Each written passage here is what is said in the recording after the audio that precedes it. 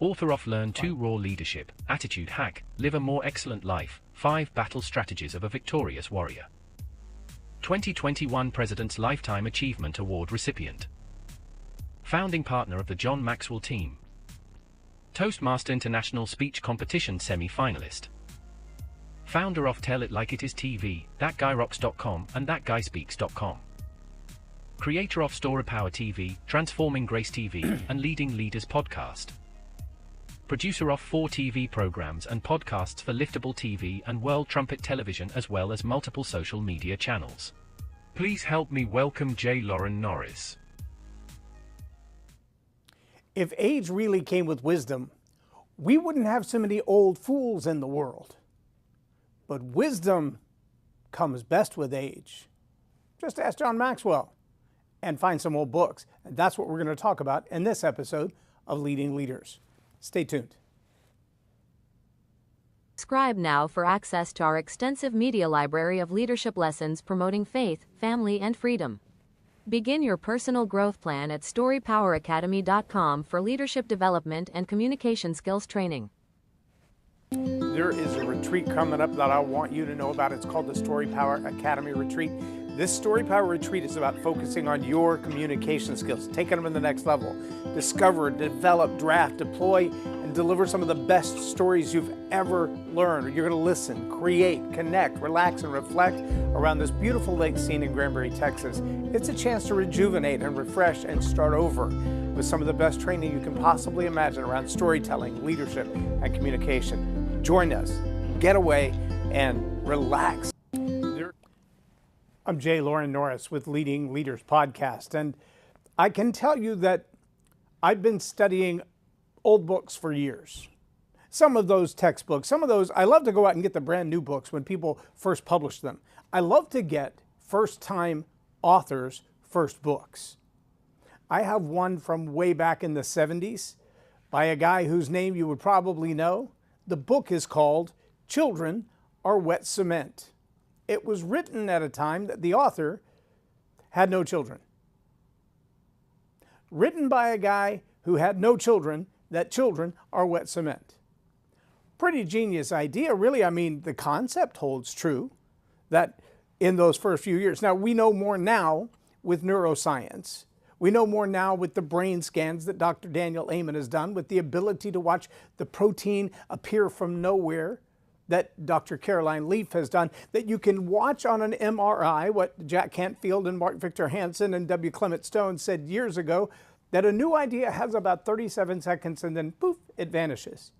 Dr. Caroline Leaf actually shows that thought on an MRI, shows how that thought comes out of nowhere and that it either grows into this wonderful series of thoughts or it dies. And if it dies, it becomes a toxic line of thinking, and that toxic line of thinking, according to the Body Keeps Score, isn't just a bad way of thinking. It gets in your bones, it gets in your cells, it alters your DNA, it becomes epigenetic. And so those toxic thoughts, they feed your body stuff you really don't want your body to have. And why do I study this stuff? I love to pick first-time readers' first books or first-time authors' first books, because what I find is the contrast between, did I have a ghostwriter or a computer make up all the words that I put in this book and slap my name on, or did I do all my own homework and research and come up with some well-founded content, which then begs the question, do you even know how to do good research? Because a lot of people, they quote quotable quotes of other quotable people, but they don't really understand what the quotable quote means. That could be a problem. And sometimes they take somebody else's old material and they just put their name on it. Or, as is the case in a lot of old history books, they write whatever kind of manipulative propaganda they want to write and put somebody else's name on it because the other somebody else was a bigger influencer at the time of the conjectured concepts. Now, if you're a leader, you're a reader. And if you're a reader, chances are you're going to be a leader, because leadership is influence, nothing more and nothing less. But if you portend, intend, desire to lead, to influence people, you must be a reader. And you must read more than those things that you like. Oh, there are a lot of topics that I enjoy reading on, and there are some topics that honestly I would rather listen to paint dry. They're boring. I don't care. I don't get it. I don't want to get it. And yet I still read them. And there are biographies of people whose political aspirations and political careers I consider to be an absolute disaster when I consider the outcome of what they've said and done in our culture and society. And those go way back, not just recent. And yet I still read because I want to know how they came to the conclusions they came to. What influences were they subjected to that changed the way they see the world, or at a minimum, gave them a different way of seeing the world than I have? Because maybe I'm wrong and I need to stand corrected. I think every leader needs to be willing to say, I stand corrected. Because when we don't, we lose the humility. And when we lose the humility, we lose the ability to learn. Without humility, you can't learn. Without confidence, you won't learn. And that's how you become an old fool. True story. There are a lot of people who've gotten really old without a lot of wisdom. They've held on to their own belief systems. They've held on to their own opinions. And they've held on to them so tightly that if it doesn't make them feel good, they can't do it. I told you, part of my entertainment, my escape, is I love to watch cop videos. And it's amazing how often I see people who are so deeply entitled. One we were watching yesterday, the officer literally said, look, I'm doing everything I can to cut you a break. I've already called my sergeant and explained your situation, and I believe we can let you go with a citation that will cost you no money. But it will be a reprimand for what you've done wrong, and you get to walk away free today. And the individual lied about their ID, lied about their circumstances, made all kinds of accusations that, according to the body cam, were not true. But the entitlement level of this individual wasn't good enough to get away with the crime. They wanted to be treated at the highest level of regard while being given the free get away with the crime. It's amazing to me. But then, when all that didn't happen, they threw a 2-year-old temper tantrum. 25 years old, according to themselves, and threw a temper tantrum like a 2-year-old. They didn't get exactly what they wanted. They didn't get, give me all the stuff that I stole, as well as let me go for free. It was kind of one or the other. Look, you can walk away right now, and we'll let this slide. No, we got to escalate this. Okay, that comes from a lack of understanding outside yourself. And if you're a leader and you still hold on to the kind of attitude that says, I'm going to get my way no matter what, you're probably not. And the consequences, like this individual who ended up with 3 felonies and jail time instead of, thank you, have a good day, don't do this again. That's an attitude problem. That's a big attitude problem. All right, so the title of this episode is, You Should Read Old Books and Learn from Them. You can learn new things from old books. Did you know that? I'm going to share with you a couple of books, just a couple of paragraphs out of a couple of books that I came across this weekend. I literally bought them this last Saturday. And I think you're going to be as fascinated as I am with the ideas and the concepts, because the old saying is true. There's nothing new under the sun. The concepts, the illustrations, the analogies, the issues that we run across today in 2026 are not new. Now, if you were to ask high school and college graduates right now, who've only been around since maybe born in 2000, but most of them in 2005, 2010. And they believe that these are issues that our world has never survived through. And how could we ever have insights into these things? We could never get it. And they're so fragile and so emotional and so volatile about these issues.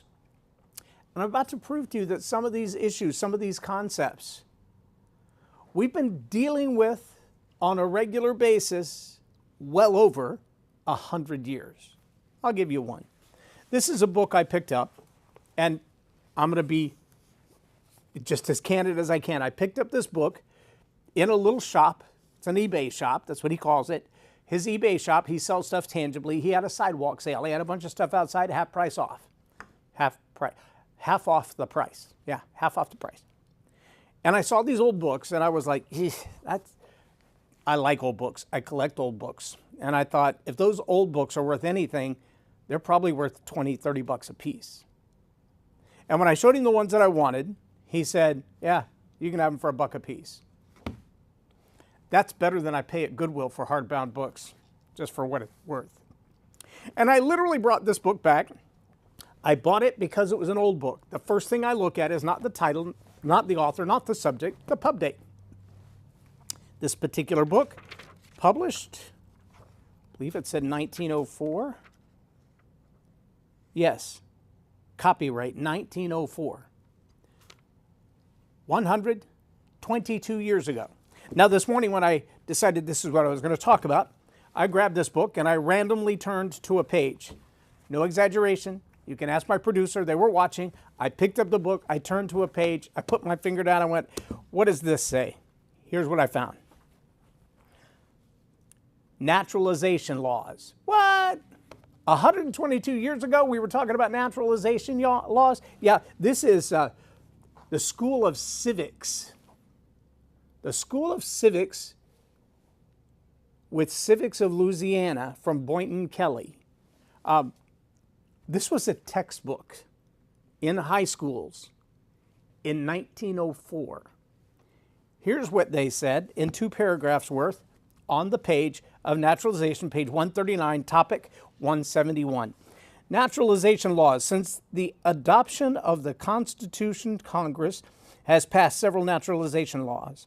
The present law requires that the alien who desires to become a citizen must appear before a court of record at least 2 years before administration to citizenship, and there declare on oath his intention to become a citizen and to renounce his allegiance to any other government.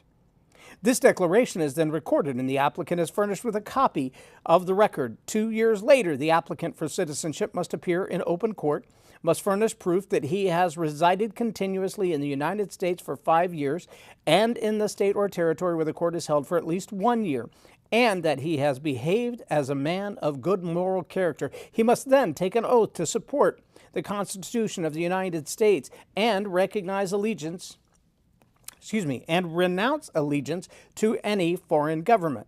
If he has held any foreign title or order of nobility, it must be renounced. These facts are then recorded and a certificate of naturalization is granted. The wife and minor children of a naturalized citizen become citizens through his naturalization. Minor children take the citizenship of their parents. Again, this was taught in public school in 1904. Ironic that we have high school students marching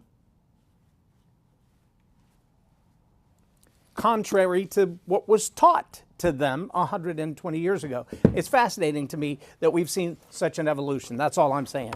Now, what you might find is that in order to understand that book, you have to understand the words of the day, because trust me when I say they change. So here is Donohue's Webster's Dictionary from 1903. So all of the words in that book would be well explained in this book. I would show you the words in this book, but I promise you I would have to have a magnifying glass holding this book in my hand. The words are so tiny. Prescription pill bottle would be a billboard compared to these words. There's no way you could read them without some kind of visual assistance, even if you're 12. But good luck understanding the words if you're 12, because let me tell you something about the turn of the century dictionaries. Those words were big. Now this one I would love to share with you because it's got more content in it and the words are actually big enough to read. The challenge with it is some genius actually cut. You can see it was cut, not torn. Someone cut the title page out, so I don't know what the pub date is. Based on the way that it's put together, though, I would say Webster's Elementary.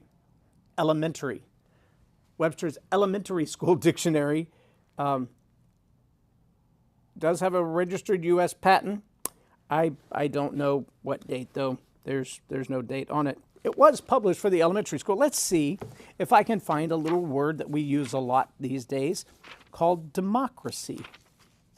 Disposer, dictograph. You ever heard of one of those? I have not. Diminutive, that's a good word. Diabolical, deviate. Destroyer, deputation, delusive, department, demure. I bet we're getting close. Denomination. I used to love when my mom would say, if you can't spell the word, look it up. I'm like, how am I supposed to find it if I can't look it up? I mean, how am I supposed to look it up if I can't spell it? There's a Democrat. Democracy. Government by the people. Government in which supreme power is retained by the people and exercised by representatives, as in a republic, opposed to aristocracy, community of state so governed, the principles and policy of the Democratic Party so called, also that party or its members. Interesting. I'm guessing this is a turn of the century as well, maybe 1920-ish, just based on the way the book's put together. Now, again, oh man, I lost my page. No, I didn't. I moved my timer and almost lost the page I wanted to share with you. Why do I say old books? Do you know, studies have come out recently. In fact, just go do a little Google ChatGPT Grok search on this. Ask Claude if you'd like to. Every iteration of AI over the last 5 years, every iteration, every upgrade, every improvement to AI has come with a drastic expense. I don't just mean the cost, the financial cost, because there's a lot. Every community that gets one of these giant data centers, their water prices go up. Yeah, to use water, to take a shower, to wash your potatoes, to feed the baby, your water prices go up every time a data center comes to town because they use so much water.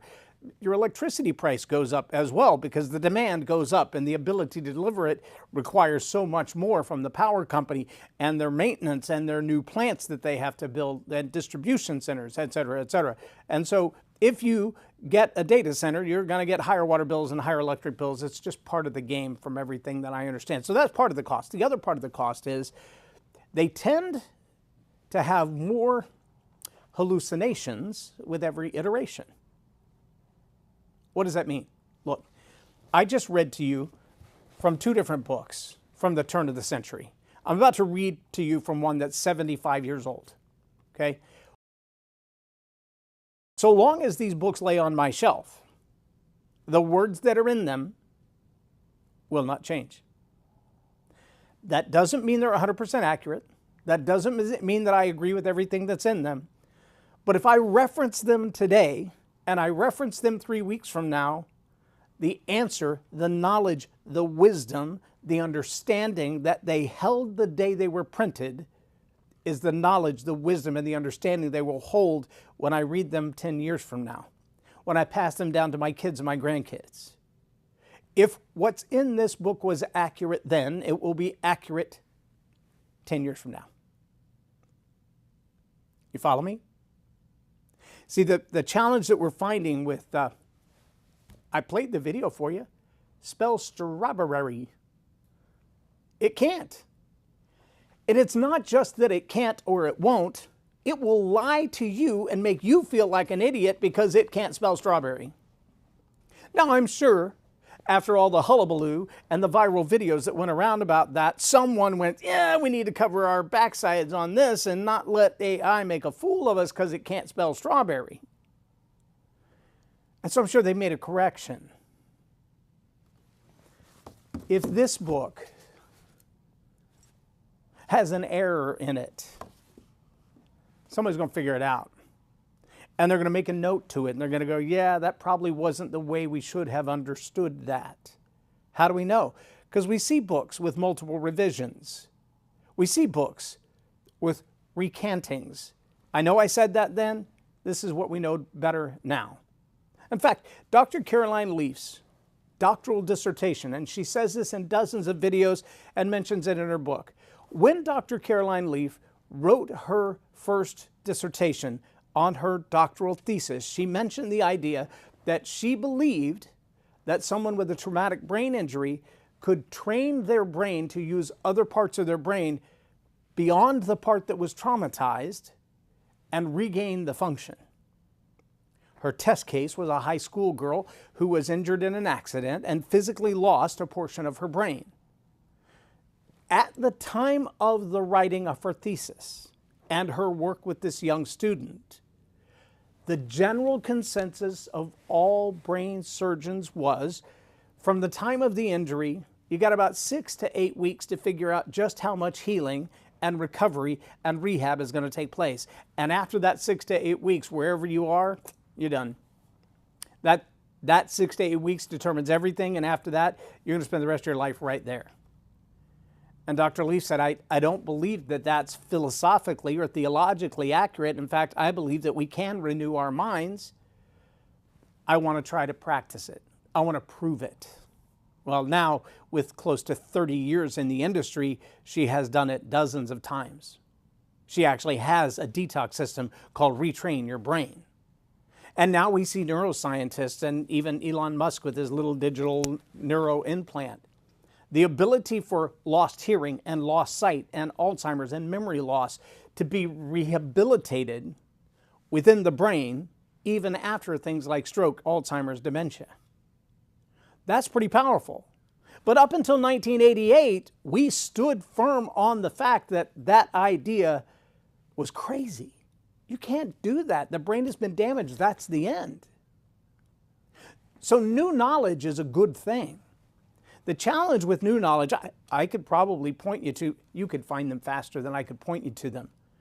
Dozens of books written in the last year that were wholly written by AI, and someone else put their name on it to get the royalties and the publishing rights. And they manipulated the system that is known to be manipulatable to make that book a bestseller. They accomplished everything necessary to have an international bestseller written by someone other than themselves. Now, maybe they compiled the idea, asked the questions, put the information into a booklet. That doesn't make it any more valid. It doesn't even guarantee that the premise of the book has substance. See, when you look back at these books, like this book is called How to Have the Confidence and Power in Dealing with People. This book was published, I believe it said 1954. Look at that to make sure I'm not lying to you. 1956. Good thing I looked that up. Copyright 1956 by Prentice Hall. Now, Prentice Hall is a pretty substantial publisher. They were a very substantial publisher in the 1950s. And in the 1950s, the key element was we didn't have the kind of access to information that we have today, meaning if you came up with a concept, your research was a lot of legwork. This is why they called detectives back in the day gumshoe. They spent a whole lot of time walking the streets, asking questions, doing the investigations, hanging out in universities, asking students, asking people, how did you come to this conclusion? Why do you think like that? What was the result? And so a book written in 1956 on the psychology of how to have confidence and power in dealing with people required a whole lot of research. Not research where you could turn to your AI and go, hey, write me a book about influencing people. Now I'm going to give you an irony. There's a little page here on page 15. The category is called How to Use LS/MFT. How to use LS/MFT. Here's what it says. With apologies to the American Tobacco Company, let's consider how you can improve your relations with other people like magic. If you remember the letters LSMFT, in this case, they stand for low self-esteem means friction and trouble. Low self-esteem means friction and trouble. When self-esteem is at a high level, people are easy to get along with. Would you say that's still true today, 75 years later? I think probably so. They are cheerful, generous, tolerant, willing to listen to others' ideas. They have taken care of their own primary needs and are able to think about the needs of others. Again, still true. If you're focused on your own needs, you can't help very many people. That's why leaders are readers and readers are leaders. Their own personalities are so strong and secure they can afford to take a few risks. They can afford to be wrong. occasionally. They can admit to themselves that they've made a mistake. I stand corrected. They can even be criticized and slighted and take it in their stride. For such things only make a small dent in their self-esteem, and they have plenty more left. Now ask yourself, how much time have we spent the last 2 or 3 decades trying to help young people build up their self-esteem? All the while, social media is destroying it. Telling people that they're not acceptable, they're not good enough, they're not pretty enough, fast enough, rich enough. If we just trusted some of these old books that were the textbooks 100 years ago, if we just went back to some original source data, not just to quote it, but to learn from it, to be able to understand that if I have a solid self-esteem, I can be told that I'm wrong and it doesn't destroy me. I can be told that there's a better way, and my entitlement doesn't fight against that. It looks for a better way. If you're a leader and you find that your attitude is such that you don't like to be corrected, you feel like everyone else should defend your rights, should look out for you, should be on your side, then you've probably missed something along the way. You've been misled. You've been sold a bill of goods, to be honest with you. You're going to have to make some corrections in your expectations. And if you go back and start reading some of these books, 75 to 100 years old, you're going to find that the meanings of words have changed. And AI is not the only thing hallucinating. There are people who are intentionally misinforming you, modifying the information, adjusting the meaning of words, and they're not doing it because it's necessary. They're doing it for nefarious reasons. They're doing it to manipulate those who have not done their homework, picked up an old book and went, yeah, have we always thought about it like that? Now, I get it. What we know about diabetes now is different than what we knew 20 years ago. What we know about GLP-1s and how they modify the DNA structure is different than we knew 2 years ago. What we know about mRNA and CRISPR is different than we knew 7 years ago. I get that. I also understand that the speed with which we can manipulate information, alter it, change it, and lie about it has also grown. The speed, the depth, the willingness, and the intent are all a dangerous collision for those who should know. If you want to know something new, take a chance. Jump out of the internet information highway, take an exit, pop into a library or an old bookstore, grab some stuff that's older than you, and do some reading. Dig into some ideas that have been around, time-tested and true for a long, long time. I still have my Dale Carnegie books. I still have biographies and collections of writings from 1800s. Why? Because they figured some things out long before the internet existed. And some of the stuff they figured out is original source documents. They lived through it. They proved it to be true, not just theorized it and asked ChatGPT to make it sound good. Just saying, if you're a leader, you should be a reader, and you can learn something new from old books. You should do that today. It's a good time to enjoy a cup of coffee. I'm J. Loren Norris with Leading Leaders Podcast, or Tell It Like It Is TV. Have a blessed day.